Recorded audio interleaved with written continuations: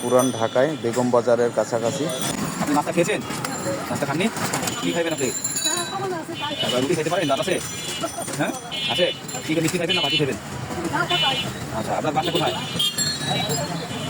আপনার ছেলে মেয়ে নাই?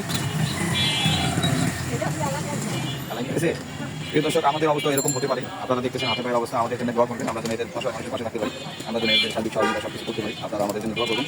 আমি খানা খাওয়ানো শুননা, আমি আমার সাধ্য অনুসারে চেষ্টা করবো। আপনারা আমাকে দোয়া করবেন, আমাদের চ্যানেল সাবস্ক্রাইব করবেন। আমি জানি না এই মহিলা কার মা, আমি তার দৃষ্টি আকর্ষণ করে বলছি, আপনি যদি আমার এই ভিডিও দেখে থাকেন, আপনার মায়ের খেদমত করবেন। মা ভজ তো খোদা পাবে, মা ভজবে না খোদা পাবে না। ঠিক আছে, এই দেখেন এর মাথায় ঘা হয়ে গেছে। আপনি যেখানেই থাকেন, আমার ভিডিও যদি আপনার কাছে পৌঁছায়, যেরকম হবে আপনার মায়ের খেদমত আপনি করেন। আর যদি এখানে কোনো মমিন ব্যক্তি থেকে থাকেন তাহলে আমাকে সহায়তা করবেন।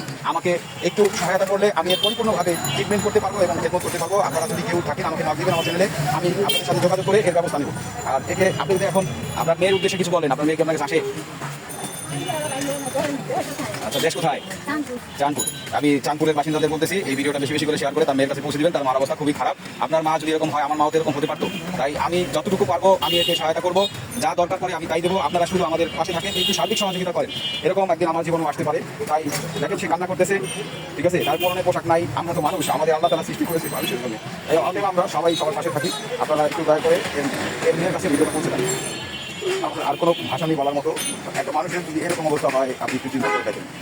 আমার আর কোনো ভাষা নেই আমি বলার মতো। আমি যতটুকু পেরেছি খানা দেওয়ার ব্যবস্থা করেছি, আমি পোশাক দেওয়ার ব্যবস্থা করতে পারতাম, কিন্তু এই অবস্থা পোশাক দিলে পোশাকটা পরাবো যে সেই অবস্থা নেই। তার মাথায় ঘা হয়ে গেছে, চুলগুলো কাটা লাগবে, পরিষ্কার পরিচ্ছন্ন লাগবে। এখানে আমার মহিলা কর্মী নেই, পুরান ঢাকায় না আছে, 3 বছর আগে কাপড় চোপড় পরাই দিবেন। যদি টাকা পয়সা প্রয়োজন মনে করেন তাহলে আমাকে কি না দিবেন, কাপড় চোপড় টাকা পয়সা আমার যা লাগে আমি গরিব মানুষ, আমি সাহায্য করবো। এটা কোনো দ্বিধাদ্বন্দ্ব করবো না। তবে আপনারা একটু আপনাদের আশেপাশে যারা আছে তাদেরকে নিয়ে পরিষ্কার পরিচ্ছন্ন করেন। ঢাকা মেডিকেল আছে, এখানে ট্রিটমেন্ট করান। এর বাইরে ইনফেকশন হয়ে গেছে, দেখেন আপনার মামা এরকম অবস্থা হতে পারতো। তাই দয়া করে আপনারা একটু মানুষ হয়ে মানুষের পাশে দাঁড়ান, ঘৃণা করেন না।